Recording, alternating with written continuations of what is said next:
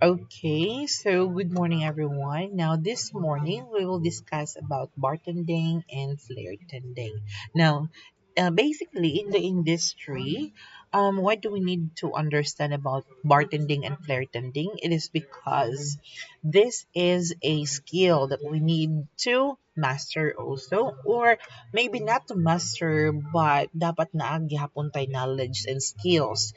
It is because maybe our plans is different, but if we have opportunity to become a bartender or flirt tender, of course no mas kuan pud ta maka-apply ta o trabaho. Then basically when it comes to salary, basic bartending is medyo mas barato siya sweldo, pero when it comes to flirt tending, if you know how to flare, mas makaingon ka nga there is opportunity and then mas dako pod ang sweldo when you know about basic flare tending.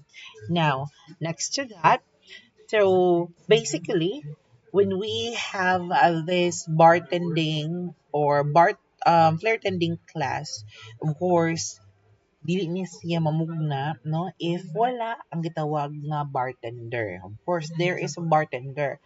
The other term for bartender in the other countries is flair brazel, barman, bartender, barkeeper, barmaid, mixologist, or tapster.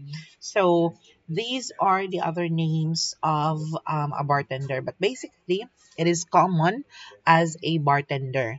Now we have it here. These people, okay, kani sila nga mga tao, serves beverages behind the bar. Then, in the bar publics, in a tavern, or similar establishment where basically you're doing mixology, you are serving people with wines, liquor, and liquor. Then we have it here. This basically includes alcoholic beverages or some kinds such as beer, both draft and bottled, wine and cocktails, and others. So you can have mocktails and cocktails, the non-alcoholic and alcoholic beverages. So she or he attends the bar. A bartender may own the bar. They tend to be simply an employee.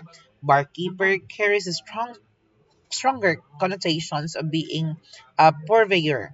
So basically, in smaller restaurants, no, as I mean, not restaurant in bar, there are common things happens. Like for example, ako nag-open ko bar, then ako na lang po mismo ang bartender in which kung kabalo ka, you can create your own business having a bar, or it could be a person nga wala nag-business siya pero si idea about bartending or flirtending. Basically si kuan owner mag-hire og bartender, but basically in a such way nga moingon ta nga okay sir nga nang moingon man sir nga um ang bartender may own the bar. Okay? So, basically, class, when we speak about owning a bar itself, there are two idea behind that. Basically, the kung literal siya, pingon ang bartender, may owner good, or could be, in the other hand, the bar tender owns the bar area. It is because siya ang nag-operate.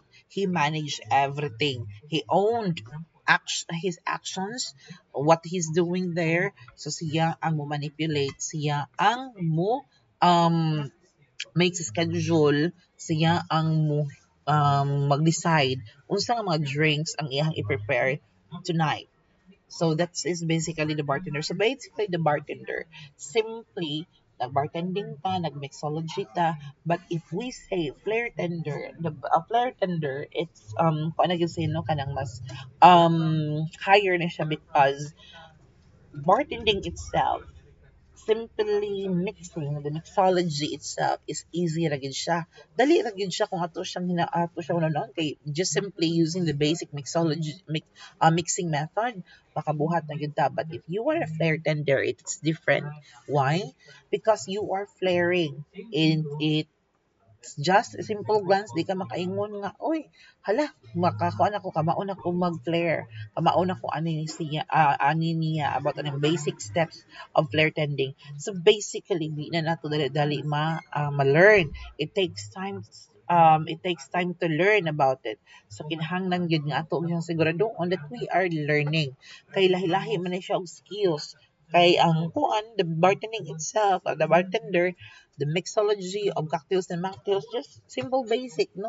Anang dali lang to makatunan by watching YouTube, by understanding the mixing method, understanding the ingredients, pila din how to mix, no? The standards, so dali ra kay siya. But flare tender, it's different. You are exhibiting, nag-exhibit ka og mga different nga mga kanang actions, different flaring method. So lahi-lahi gid siya ang standards when it comes to bartending alone and flair tending alone. Next to that, for the history, the first organized published attempt in the industry to define flair came from TGIF in the early 1970s. Since that time, a number of variations to define, no, flare tending. So basically, there are numerous numbers who are people who are trying to give definition about bartending. There are some who's telling other people that it's just a simple act of exhibition, basically, and it's just a simple talk in for kana ang mga barkada nga nag-istorya, they just flare, they just move and make in actions. But here are the most accepted global definitions of flair, compiled after the online survey of flair bartenders taken in November of 1999. So in the prehistoric time, in 1997, generic term indicating the stylish way with bartending can encompass everything from joke telling to magic to bottle flipping to fire eating to the way bartender dresses, walks, talks, and act. So there is no specific with regards to its definition and what are the standards. Now, in the post 1997, there is a specific art form and sports involving the stylish act of mixing cocktails and drinks, of flipping, spinning, throwing, catching, balancing, stacking, pouring, shaking, otherwise, manipulating the bar products and tools and equipment to create liquor and liquor drinks for the customers, or could be cocktails or mocktails. Basically, when there is specifications with regards to um the bar, specifications to standards, of course, na mga rules and regulations. There are standards to be followed. Now, there are three types of flare. So basically, the other one is not listed here. That is the instructional flare. So we have it here: working flare, exhibition flare, and the instructional flare. Basically, they are all flaring, but it has different functions, and it has also different way of instructions. Now, working flare, basically, this is about you are flaring and mixing as a bartender. You in a front bar, you're mixing, you're juggling, you are flaring, but in a quick time. No, kay naman kay iserve ng guest. So in working flare, you are assessing, you are serving your guest. In the other hand, also you are also flaring. So mo ni atong ihatag sa tong customer. No service. So basically, the exhibition flare, there is no service happens. Ang nahitabo lang niya diha is the person or the bartender is just flaring, showing exhibition act. It basically used in competitions or other purposes, preparations, choreography, or the other forms of preparation that they will do. So basically, it involves less than 4 ounces of liquid in a bottle. So basically, some of it they're doing mixing in a literal mixing, but some of it is not mixing. They're just purely on exhibition. So the instructional flare is different, no? Why man? It is used for instruction, giving instructions or training, basically in schools. One is siya gamit sa instructional flair. Now, for the world top bartenders, we have it here, four of them: Christian Del Peach, Rodrigo Del Peach, Tom Trier, Levent Yilmaz, Nicolas St. Jean. Now, why? Ano man, sir, nga imong yung ipakuan sa mo, sir, nga there are top world bartenders. It is because I want you to encourage yourselves to be one of the top bartender. But sir, before we become a top bartender, what are the things that we need to know? First thing is character and behavior. Then top priority yun na tong character and behavior because we are in the tourism and hospitality industry. We must ensure that we possess quality na character and behavior in serving and providing quality customer service to our clients and customers. Next to that is our knowledge and skills. What do we need to ensure that we possess knowledge and skills? It is because it is part, no, it is part in providing quality customer service that you understand well what you are doing. You master what you're doing. You are great in what you are doing. So kinahanglan gyud siya. Now, in order to become a top bartender, it takes more a lot of experience.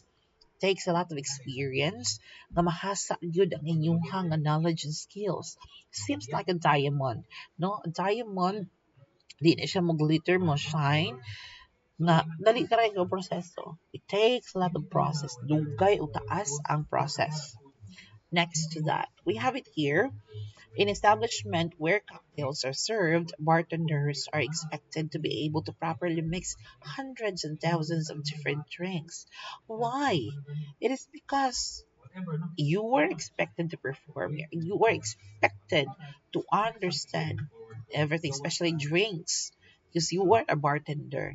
So you must possess the knowledge and skills. Dapat kabalo ka kung saan na paghimo, kung saan na pag-mix. So imagine hundreds and thousands of different drinks. So you can possess that one with experiences, no? So bartenders also usually serve as the public image of the bar they tend.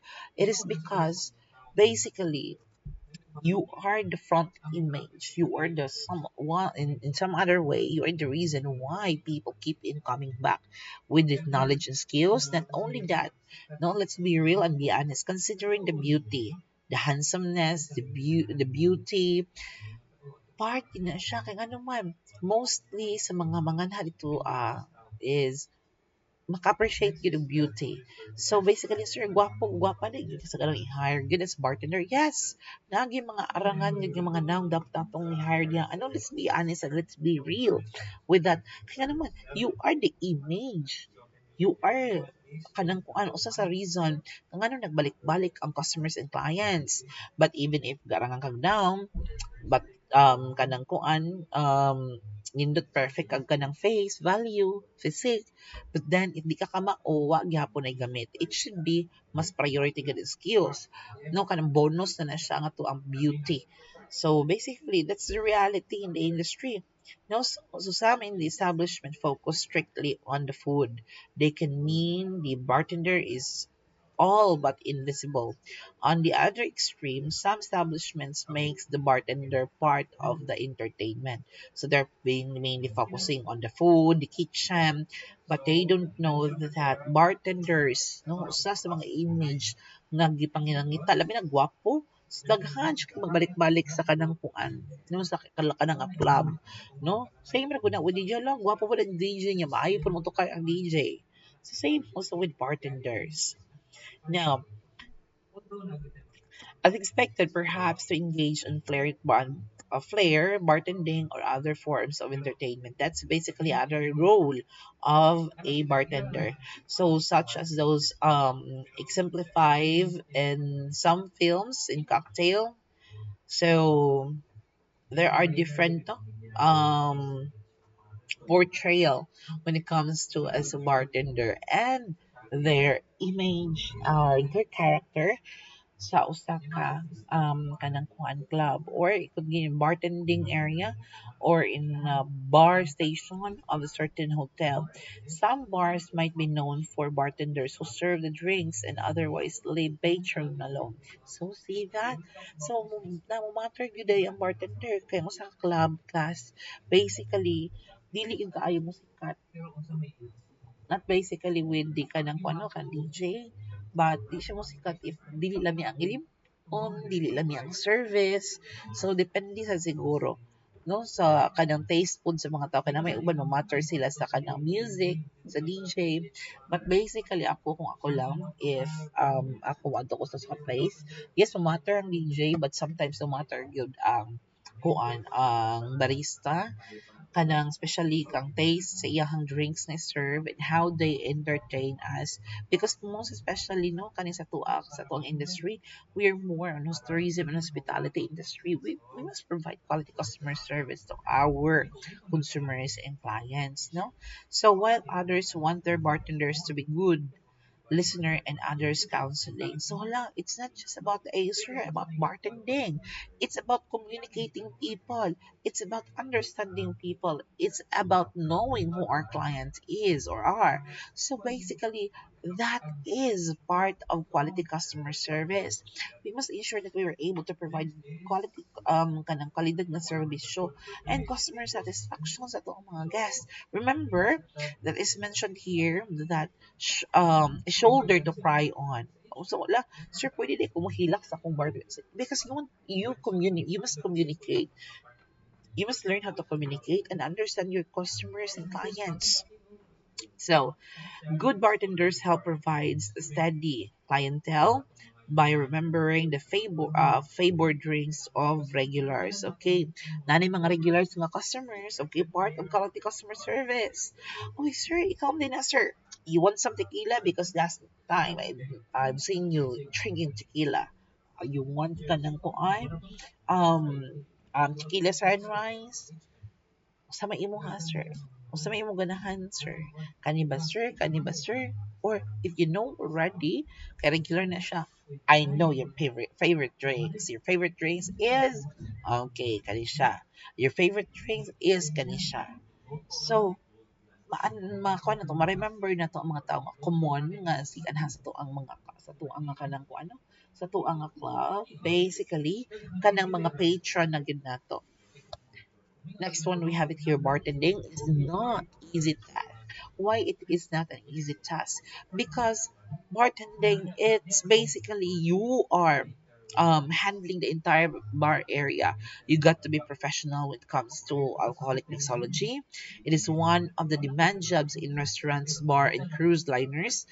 But what is bartending without amazing flying bottles presentation? That is basically the flair tending. Parang di man sayon ang bartending because you need to manage the bar station. As a person, as a bartender, dapat kabalo ka sa una paggamitanan. You must understand kanang kuan kanang sa needs also sa tong customers, no, basically what drinks we can offer to them. And not only that, you must know how to flaring is not just basic skills, but it is a skill where in pohon demand ni siya and mas taas siya og sweldo kung if you know how to flare. So whip and wait no more. Learning how to flare tend would be just click away. Nga naman, click away naman lang karon because you have YouTube, you have TikTok. In our time before, we need to hire professionals to teach us. But today, so this time of yours, dali na jud kaayo maka-learn. You have YouTube, you have TikTok, and others. So you can see it online. You can check it online. Next to that, so I would like to remind all flare aspirants that flare tending is a dangerous thing. So it's not just simple as what you're thinking right now. It is a dangerous thing where you need to ensure that you must possess the proper learning, proper practice, considering the risk, no, and danger when it comes to when it comes to performing flare tending. Dapat sa mga area nga way mabuak, dapat dili tiles ang floor, dili metal ang floor, dapat dili cement ang floor. dapat soft ang floor na tong praktisan para dili mabuak, no, or dito makabuak or dito maka-aksidente. No, it is not just like skateboarding that you've got to face a danger. Nga moingon ta nga, sayon naman ang skateboarding. So moingon ta, ala, sayon na dahil po ang flirtending. No. So, like skateboarding class, there are danger also naasad siya ka ng kwan risk. So considering that like jugglers, flirtenders grab everything they have in hand and they use different tools and equipments within the bar area. So you've got to be ready and to be really serious and determined in performing the task. So these are just two of what it takes to be professional flair tenders. Now, considering that we have bar, no? As bartender, of course, we have bar. We must understand and learn what are the parts. So what is bar? How do bar works? What are the different kinds of bar? Now, let's understand what is bar all about. So we have it here, number one. We must learn to understand what are the parts of bar. So we have front bar, we have back bar, under bar. So basically the front bar, this is the image. This is where entertaining, where engagement happens. So the counter area where guests order drinks. In this area also the flaring happens, the mixing happens. So in the back bar, basically consider the word display of bottles, liquors, and also mga kanang kuan glasses nato. So basically that is for the background view of back bar. So under bar, that is considered as the heart of the entire bar operation. Why it is considered as the heart of the bar operation? It is because all of the tools and equipments that you will be using sa kanang kuan sa bar is naa diha. Tanan diha ang mga other ingredients, stocks, mga gamit tanan naa diha sa underbar. Kano na aman sa underbar gipamutang sir? It is because daghan baya na medyo katag tan-awon. Do you think it's pleasant to see? No nga naa diha nagkatag or daghan kayo nga mga kuan mga gamit diha dili mo nang ibutang siya sa underbar para to hide it, to ensure nga dili siya makita nga katag. Next is types of bar. We have permanent bar, we have service bar, we have portable bar. Now there is a difference between the three. So when we talk about permanent bar, that is kanang design nga permanently attached, no, permanently nga kanang kuan gi siya gina-connected na gi siya sa wall to wall na structure. So basically the bar is not a cocktail bar nga style nga pataas, napuntay the usual, the standard bar, which is katong mubo siya nga mubo kag gamay og lingkuranan. Ang cocktail is medyo nag-abog siya nga lingkuranan, napay uban nga nagabarog lang.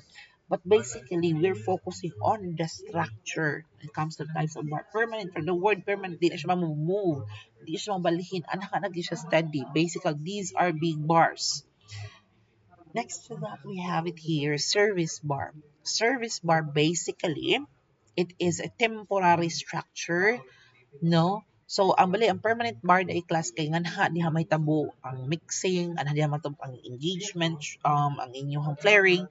But basically, in service bar, unpermanent structure or non-permanent structure in a in a small space. This bar also is smaller than permanent bar. Then ang ginabuhat ani diri class is nag-perform ni sila diri og flare and also nag-perform of mixing method. They are mixing non-alcoholic and alcoholic cocktail or mocktails. But then the difference is walay direct engagement nga naglingkod ang client or anha mo inom ang client. The only thing is the client would pick up the drinks. Ilang i-pick up or could be serve ang drinks sa client. That's the difference. Now, for the portable bar, so kani siya different ni siya. Ang portable bar is you have the ingredients in the cart, all glasses needed. Um, Okay, all the glasses needed, so glasswares. So kinahanglan siya class is naa siya dihaan nato ibutang nga naman ang portable bar manggod is ikaw mismo ang move. Ikaw mismo ang muadto sa area. So if you are the bartender, imong i-push ang imong cart going to the place where our customers is or are located. Dili ikaw ang kon, okay ma'am, usa may yung gusto ma'am. Okay, ma'am, mao niya nga tuang kanang kuanon ma'am, mao nitong mao niya tong i-offer sa iyo. Mao niya ang i-offer sa imuha nga. Okay, ma'am, mao ni imuhang drinks nga gusto, tagaan mo menu. Okay, mo pili si client. Okay, then i-serve. So basically the bar ang mo dool. Next to that, we have these bar tools and equipment. Basically, for the image of this, you can search in advance sa tuang nga kanang kuano sa tuang Google or sa tuang web. We have different discussions for the tools and equipments. So basically, just familiarize some of it. No worries. Basic ra gyud kayo nga ko ang i-appeal nga na nga common ra gyud kaayo nga mga bar tools equipments. But basically kung maabot nato sa discussion nga bar tools and equipments, so daghan jud kaayo mo siya, daghan jud kaayo maila-ila. Now search aron makakita mo, you will familiarize and understand sa mga tools and equipments. Next is seven classified spirit. We have the gin made from grains. Okay, vodka made from potatoes. Tequila, sap or magway plant. Okay, rum. We have it here: sugar cane, brandy, ripe grapes, whiskey, grains, liquors, um, infusion of fruits. So we have it here, corn glass. The difference between liquor and liqueurs. So always be reminded nga ang usa is UO, ang usa UU pero E. Okay? So, mayroong itag pure nga liquors. Okay? May itag pure liquor. Basically, this is a distilled spirit. Okay, alcoholic beverages with 35 to 50% of alcohol. Then taste bold and pure. Usage for cocktail base. So, ang liquor, we have it here. Sa difference sa spelling, sir. Kaya basta yung maglabad among o ani, sir. Ang kwan yun class, ang liquor is UO. Ang liquor, it's UEU. So, kana siya. There is a change. No, not change. There is a change. Now, sa may difference, ano nila, sir? Si, kuan, sir, si liquor, this is a distilled spirit. Si liquor, we have flavored or sweetened, no? Ang iyaha nga based. Now, alcohol beverages, nga levels of alcohol, mas lower. Kaning kuan, na taste or na sugar or na flavor. Then sweet and rich na si liquor. Then flavor enhancers at siya. So that's the difference. Now, next to that, drinks of the world. So I am just mentioning this para ma-aware mo. You can search so that so that you will understand. Now, seven international cocktails. So, mao ni siya kasagaran ang mga kasagaran gipang inom kanang gipang pili, no? Mga martini, margarita, mojito, cosmopolitan, pina colada, daiquiri, then Long Island tea. So, kuan mao ni mostly gipang kanang kung ano pang order or kasagaran ni pang orders ng mga clubs. So basically, when I go to clubs, okay, mainom ko, I love martini or margarita. Mostly kanang di siya ako ang kanang kuan or tequila sunrise or piña colada. So mao ni kasagaran nako ang ganahan. No, labi-labi mga cocktails, no? Next to that is seven method of mixing. So we have stirring. So aware naman ta kayo unsa man ang stirring.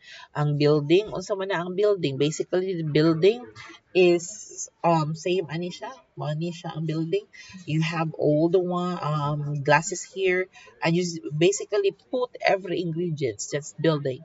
Shaking, of course, we have it here shaking and blending using the blender. Floating, basically you have to ingredients. The other one is too dense. The other one is light dense. So layering. Layering is basically in the conceptualization of bloating, but layering is consists of I think 3 to 4 or could be 5 um layer of drinks. Then flaming. Next to that is about flaring. So the act of making drinks beyond normal way. Why it's been called the act beyond a normal way? It is because flaring is different. Flaring is different from mixing alone. Why? It is because you are making an exhibition in additional entertainment, and take a note that you need to consider a lot of risk factor before you can do flaring. So there are 10 commandments of flair. Know the basic before flaring. Of course, understanding the basics. What are the basics things that we need to understand? So pray before you flare, of course, for safety. Then flare before you pour. Then be humble, be friendly and polite. I think it's very understandable, no? Dali na kayo siya masabtan. Avoid flare, moves, piracy. When it comes to competition, basically kung sa mga competition, di kita mamayirate, di ta mangupya lang, watuang ka ng mga steps or moves. Promote originality. You can create your own moves as long as it's possessed with safetyness, considering the safety and security or the risk for that specific area or to the people around you. Next is constant and systematic practice makes perfect. Then flair for your guests, not for yourself. Di ta maginambog. Okay? Don't keep your guests waiting because you are flaring. It should be a quick flaring, especially if you are in the no, in the front bar. So importante jud kay na siya. So don't keep your guests waiting because you are flaring. That means also that you must ensure that you are able to provide services on time, not late for your clients and customers. Ask when you do not know or if you are not sure to avoid any accidents or concerns. Now, flair values. Okay, be humble, be disciplined. No, a perfect show doesn't mean you have no drops or mistakes. It is how you entertain the audience. It's how confident you are on stage and how you manage mistakes. So flair starts up in stretching. Okay, why do we need to understand that we must do stretching? Para dili magka muscle sprain, no? Dili mapahat, dili mga bilwa na ato ang mga kaugatan diha. Okay, now categories of player. We have student, professional, and tandem. Basically, student will just using instructional player. Basically, kana ilahang gipanggamit. It is because you are just student, no instructional flair. Now for the professional flair, you are using no kanang mga strategies and techniques. Then tandem for pairing competitions, na may na pairing competitions and others. Next is types of flair. We have working flair, exhibition flair, and instructional flair. So basically, if we are working, okay, na engagement and also direct communication with the client. For the exhibition, it is more on competition, instructional, more on education. Okay, application of flair. Okay, we have for work. Asa man ito ginagamit ang flair tending? For work, for competition, for demo and presentation, training, shows and events depends on the purpose. Level of flare or mixing approach. We have the basic flaring, the intermediate flaring, and extreme advanced flaring. The basic flaring is the basic simple flaring, the flipping, the simple thing about flipping. Next is intermediate when it comes to basic structure of doing some exhibition no mga intermediate lang like flipping at the back, so that is intermediate, but basically they know already how to do flaring. And extreme wonder experts no in the industry where makaingon ka, uy, mga pag-asa ka sa level, no? Di na gina sa basta-basta.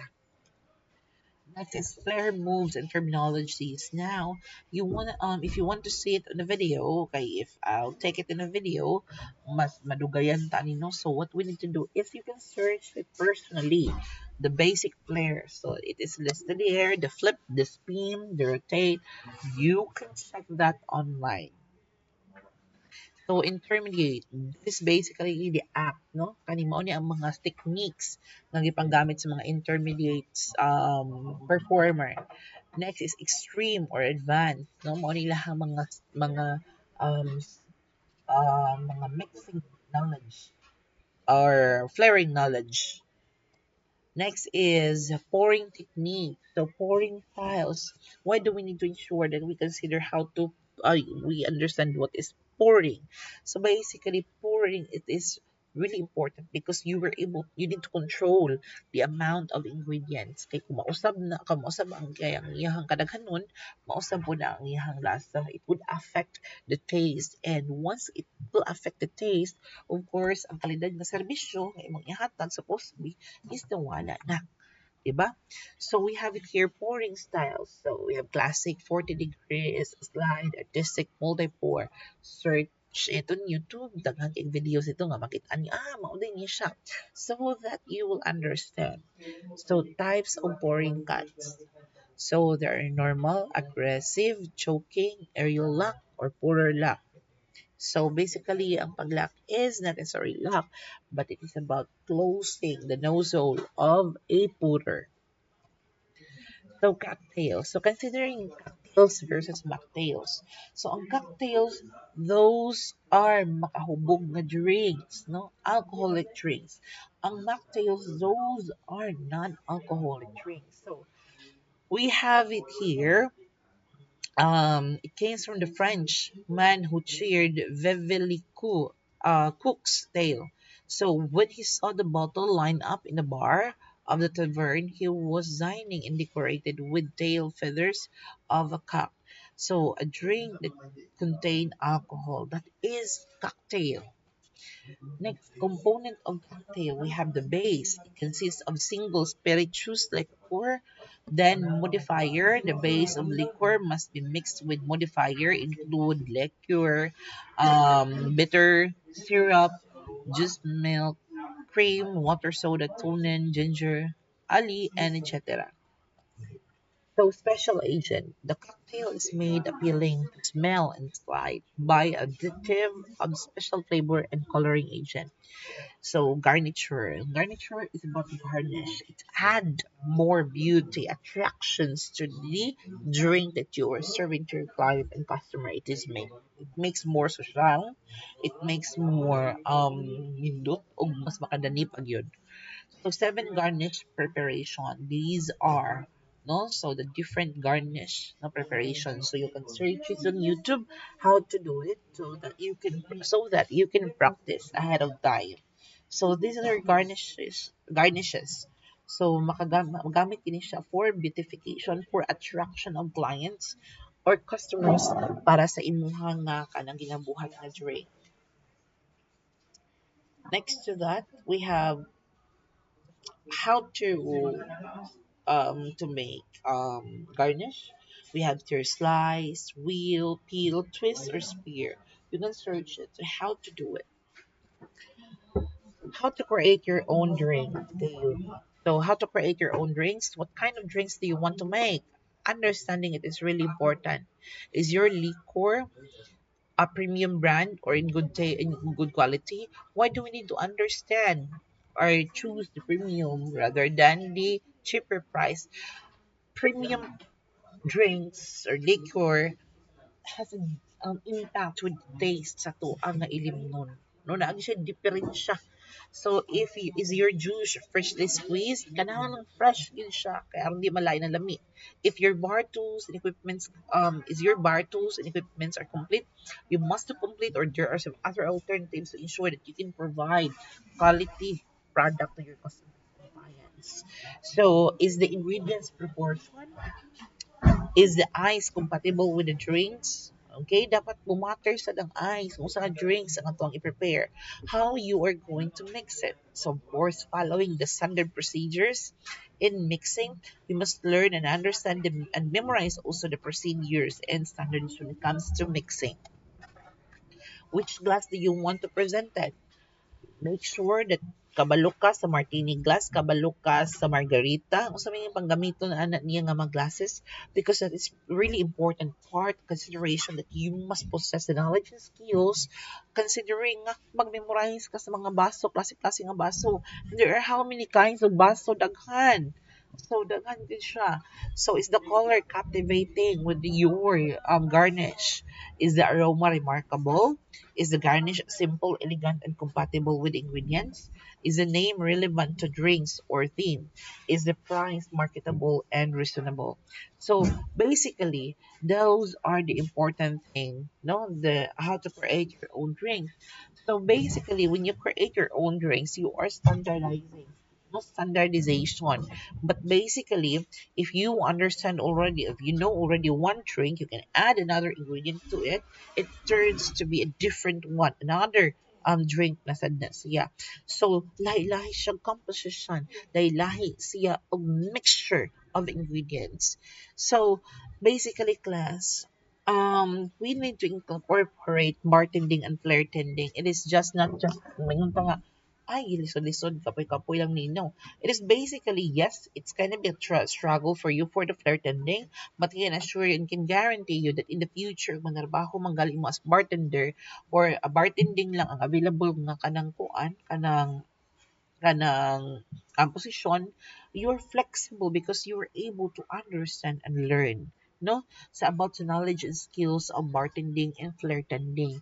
Not because kay nanatay knowledge and skills maghinambog na tag, no, dili sad. We should be kanang ko ano down to earth with regards to the knowledge and skills nga to ang learn para to ensure so that also that we can provide quality customer service to our clients and customers. Again, so kinahanglan yun nga man-learn ta. We have the basic knowledge and skills when it comes to flair tending and bartending. Okay, thank you so much everyone and have a great afternoon.